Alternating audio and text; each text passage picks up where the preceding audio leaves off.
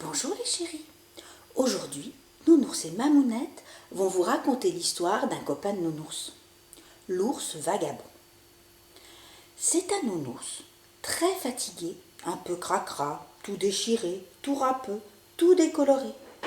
Ses maîtres s'en sont amusés et ensuite ils l'ont abandonné et l'ont jeté à la poubelle. En le voyant assis sur son matelas d'épléchure et sous le vieux tapis de bain qui lui sert de couverture, le monsieur du camion poubelle dit d'un air désolé. « Bon, je te prendrais bien pour mon fils, mais chez nous c'est bien trop petit. Bon, tu serais pas mieux qu'ici. Je te laisse sur le trottoir. Peut-être qu'un heureux hasard te donnera un nouveau maître. » Eh oui, il était tout seul. Et c'est ainsi que, en trottinant à petits pas, l'ours est parti, droit devant lui. Après avoir beaucoup marché, il a voulu se reposer dans le jardin d'une maison. Mais dedans, il y avait des chiens qui ne lui voulaient pas du bien. Un peu mordu, un peu plus déchiré, toujours cracra décoloré, l'ours a dû se sauver. Un peu plus loin, sur une plage, l'ours a vu un château de sable décoré de beaux coquillages. Il a pu enfin s'abriter. Mais la mer est venue lécher les murs de sa chambre douillette.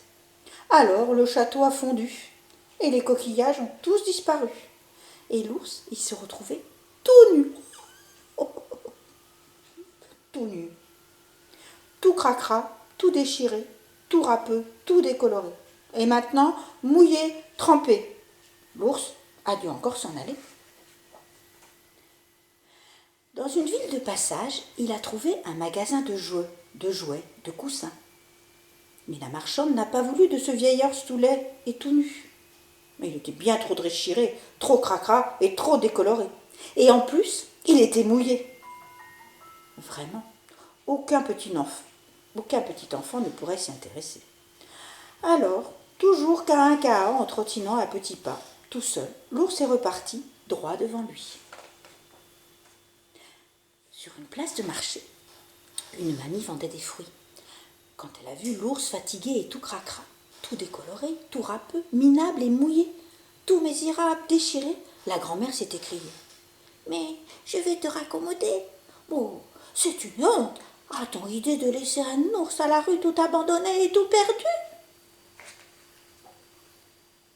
Et quelque temps, l'ours a vécu chez la mamie qui vendait des fruits. Elle l'emmenait au marché. Et ensemble, ils étaient heureux, même si elle perdait la tête et parfois aussi ses lunettes. Mais un jour, on a emmené la grand-mère dans une maison où vivaient d'autres vieilles gens, sans famille et sans argent, qui perdaient tous un peu la tête et parfois aussi leurs lunettes. Alors, toujours en trottinant à petits pas, tout seul, l'ours est reparti droit devant lui.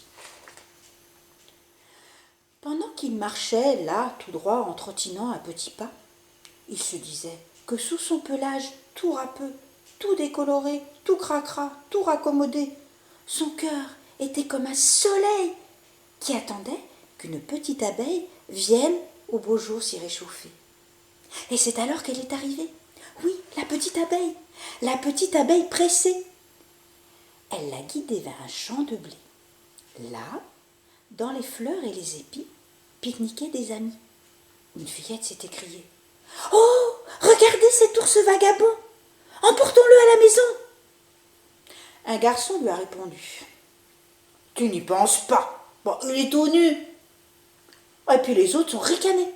« Il est cracra, décoloré, tout râpeux, tout raccommodé. » Mais la fillette a insisté.